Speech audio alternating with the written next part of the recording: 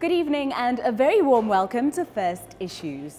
The public sector is plagued by a number of service delivery issues that have severely damaged its image and clients' trust.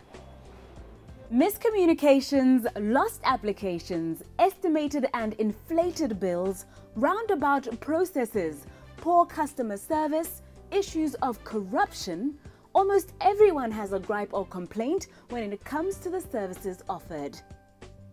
In Botswana particularly, inefficiencies have resulted in a culture where people have been forced to preempt poor service. Botswana have learned to block off their mornings or even entire workdays when looking to access certain government departments, to queue outside offices even before official work times in order to improve their chances of getting assistance. And most recently, there are companies looking to capitalize on this situation, offering to queue for their clients in exchange for money. Among others, frustration has been directed at land boards, where people have been deeply hurt by inefficiencies that have resulted in them not being offered plots, although they may have even applied decades before other successful applicants. The desire for allocated land has grown stronger in recent years, as exponential increases in property prices has made the outright buying of land impossible for most Botswana. Scenes in which people throng land boards by the thousands at the mere mention of plot allocations have become a common sight. What is disturbing is the increasing urgency that has resulted in people even spending the night at these locations, attempting to secure a place in the unbelievable queues. The front page of the Miri newspaper, dated Wednesday 22nd April 2015, reported on the use of tear gas by police on hungry land seekers, as a 5-year wait for plot allocations in Letlhakane escalated into uncontrollable chaos. Join us tonight then as we speak to the Permanent Secretary from the Ministry of Lands and Housing about some of the plans they have in place to improve service delivery. Welcome back to the show. The importance of decent public service delivery is not one I have to overstate.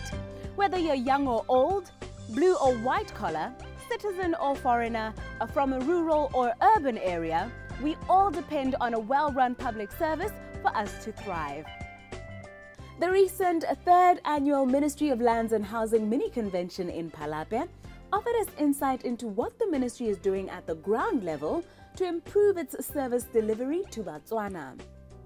Departments and land boards from all over the country convened for 3 days to share their challenges and achievements within their areas of operation, having harnessed the tools of the recently reintroduced Work Improvement Team Strategy that they simply refer to as WITS. This is a strategy in which teams are formed to, quote, facilitate the identification and solution of operational bottlenecks that affect efficiency levels of ministries and their ability to deliver quality service. From databases that will allow for safer record keeping and faster information sharing, electronic tags on physical files for better tracking, voice prompts to assist clients at offices with limited manpower, improved storage facilities, and others, teams shared ideas and projects they had either piloted or were in the process of adopting to improve their efficiencies. Initiatives that ensure that their customers will feel better heard, get faster and more accurate assistance, and most importantly, save valuable time and money. Before our interview with the Permanent Secretary, we speak to Tiamiso Utsile, who explains how the WITS strategy fits into other public management reforms that have featured so prominently in successive development plans, such as the Performance Management System, PMS, Balance Scorecard, and others. We need to be performing at a certain level, and that performance should be supplemented by the tools that we have, as you have already stated. So these tools are quite various of them, but the government focus is on the balance scorecard, and originally it was on the WITS. The WITS came first some years ago. Government was implementing these tools to try to improve the public service, to try to improve the team spirit. But over time, PMS was introduced. When PMS was introduced, it was sort of taken away the focus from weeds a little bit, and then the balance scorecard also came in. But ultimately we realized that weeds and balance scorecard are actually the tools that are supposed to drive the performance systems. WIT's team, Tsosamotse from the Department of Surveys and Mapping, DSM, had the winning innovation at this year's Ministry Awards, one through which DSM services were decentralized to regional offices to increase the department's capacity. Proud team leader Olebogeng Mulifi tells us how this strategy is being used to drive change within this particular department. The WIS tool has been very effective for us. Because we've had, for the last 3 years, we've had three teams that have come up with projects that would improve the work service and particularly improve the service delivery. And they've worked very well in the sense that we have seen a lot of improvement with the processes within the department. We've seen a lot of technology being brought into the department to improve work services, to improve processes, and to produce digital maps from the analog maps that we used to work with. We have come up with a project that was basically prompted by the NEED, the LabCAS project that everyone I would think know about, that basically is surveying all land parcel in the country. And as a department that receives survey records and examine them, we had to prepare for that. There was an anticipation of over 60,000 plots to be submitted when we started the project in 2013. So we had to be proactive and come up with ways to deal with the influx. Now for the question that will probably be of most interest to you, the First Issues viewer. How is the effort by this one team directly impacting the lives of Botswana? We reduced our turnaround time from 10 days to 4 days now.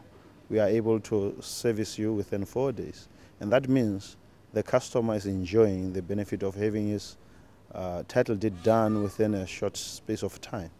And again, that means the surveyors don't need now to charge the public transport fees from Kasane. Let's just imagine Kasane to Gaborone. That means the surveyor would need to charge the customer those charges. So with the surveyor now having to drive to Francistown is better than driving to Gaborone.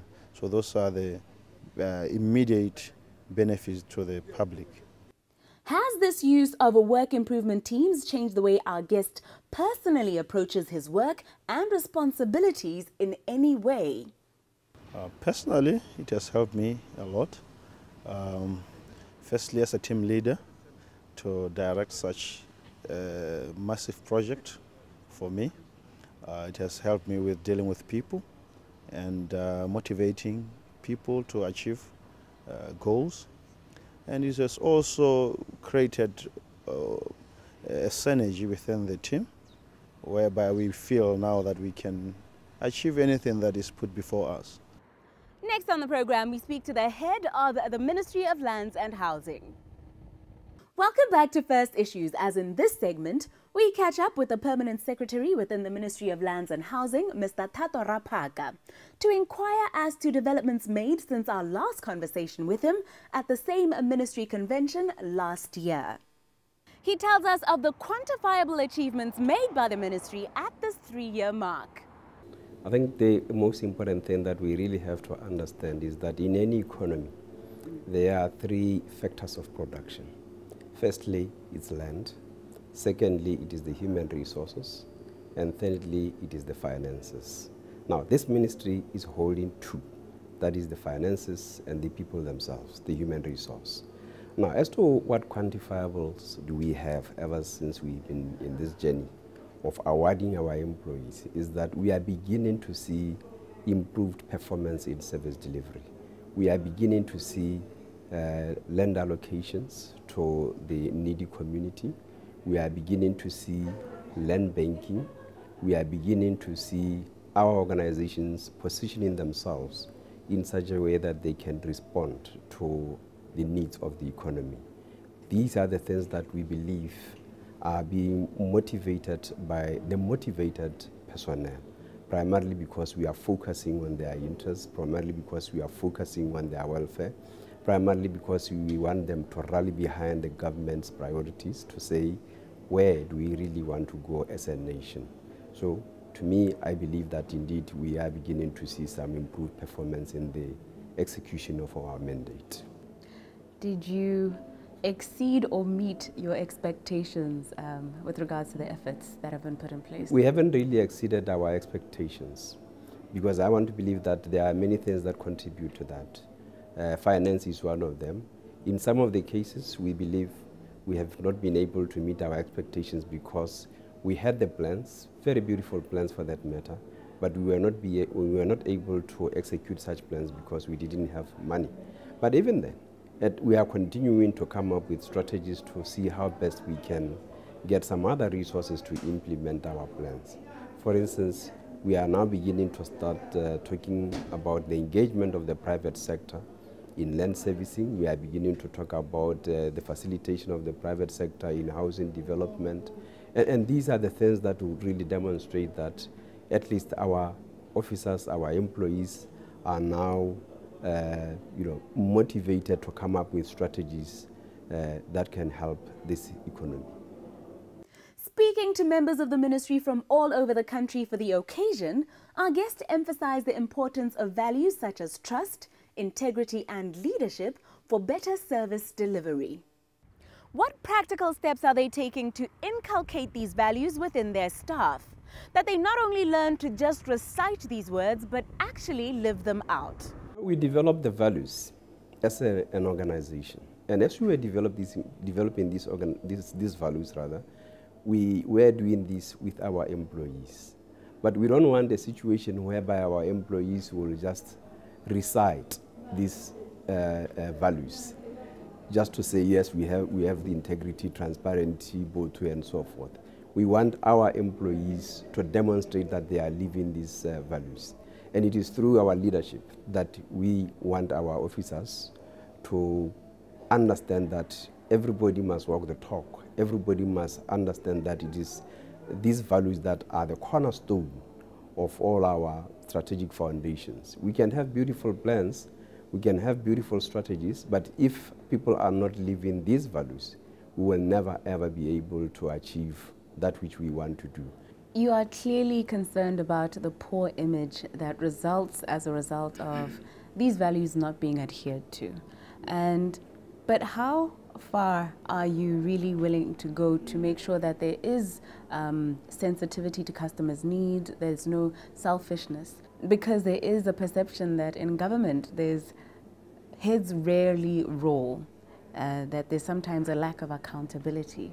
How far are you willing to make sure that there is corruption and the like is stamped out in your department? You know, corruption in land matters is not really just happening within the Ministry of Lands and Housing. It is happening even outside by members of the community out there. But within the organization itself, we are doing all we can to make sure that our employees desist from engaging in corrupt practices. We, first of all, engage our employees to show them the evils of corruption.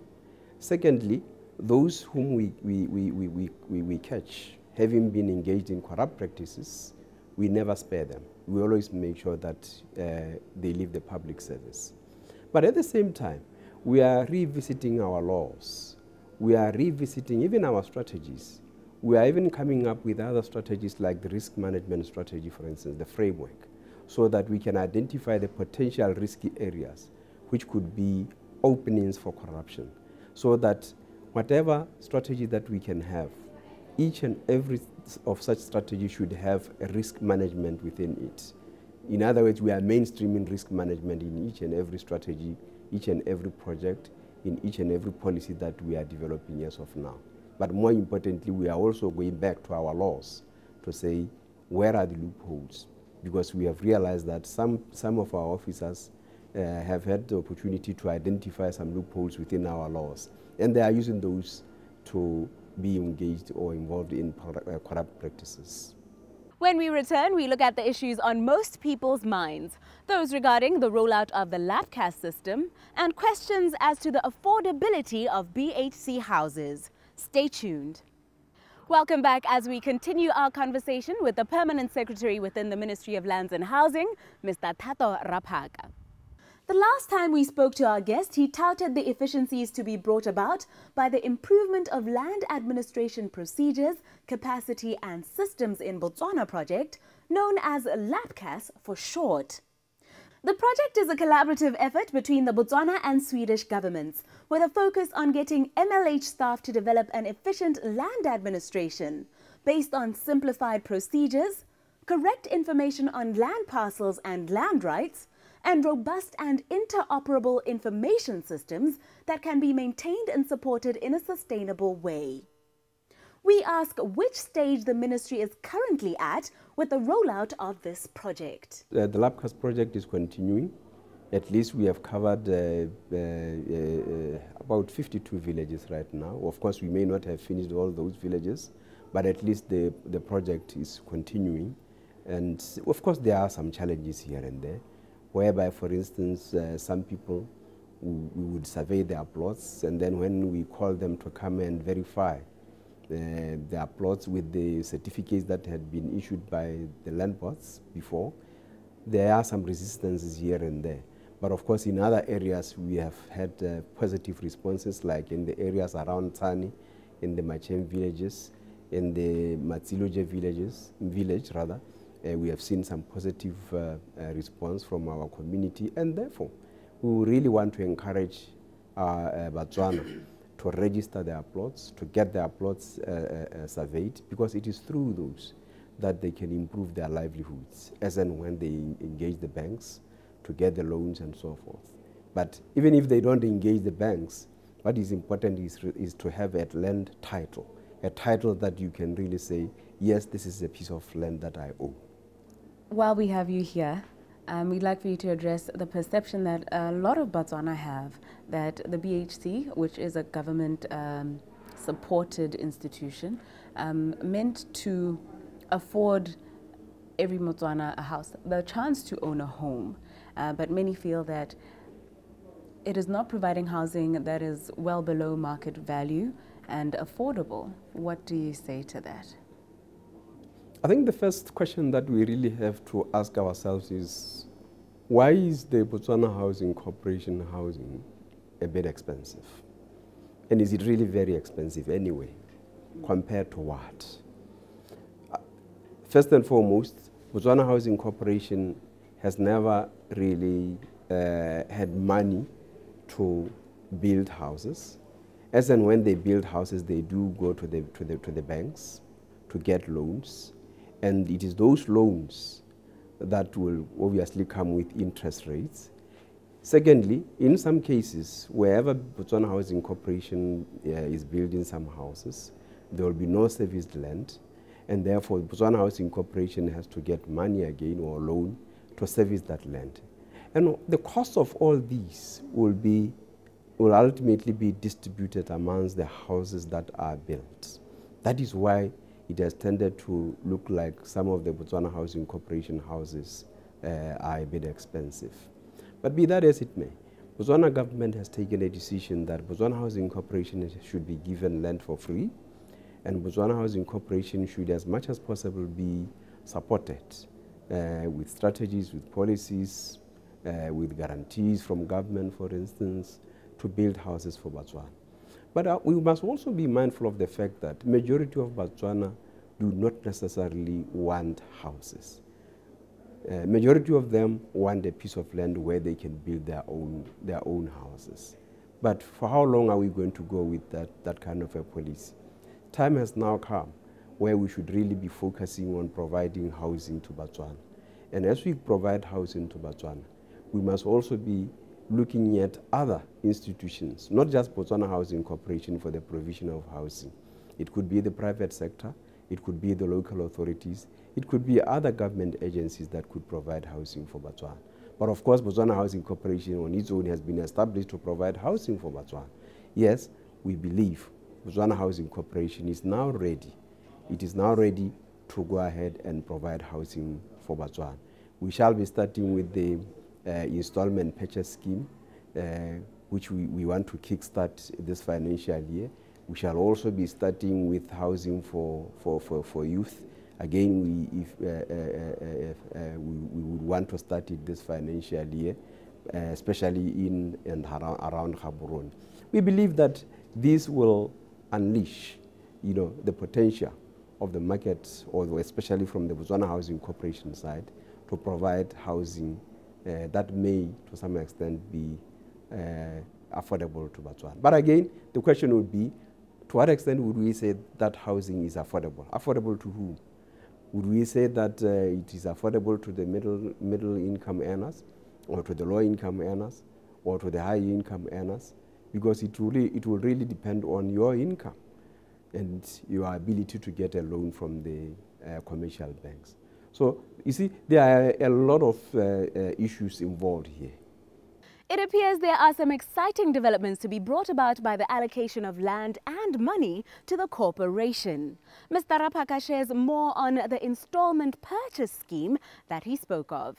The installment purchase scheme is a scheme that was actually approved by government in 2009. This scheme, basically, it is saying to Botswana Housing Corporation, we will give you money so that you can build more houses. And as you build more houses, the expectation is that Botswana will come and buy those houses. In other words, don't just build houses for rental, but build houses that could be sold outright, and sold outright to Botswana, but at the same time getting some money to build additional houses so that you can saturate the market. But like I said, really, our intention is not just to focus on the Botswana Housing Corporation for the development of housing. We would, as much as possible, want to facilitate the private sector to provide housing. Okay, and the housing for youth, what kind of project is this one? Well, housing for youth is really to provide affordable housing.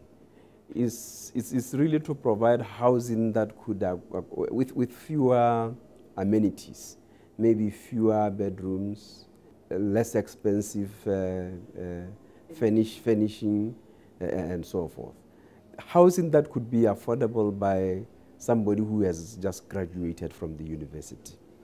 And we hope, like I said, this is the project that will be kick-started this financial year. And hopefully by next year or so, we will see something having been developed for youth. It is good to see this push for improved service delivery from the public sector, and we, along with the rest of the nation, I'm sure, look forward to more positive developments. This Sunday, Botswana, along with the rest of the world, will be observing, as has been done since the year 1908, a day that is meant to honor the person who has done more for you than anyone in the world. Yours, mine, and everyone else's mother. Mothers come in many forms, as we here at First Issues can attest. And therefore, we would like to take this moment to give the wonderful women who have shaped and participated in our stories over the years a heartfelt thank you. A happy Mother's Day to all.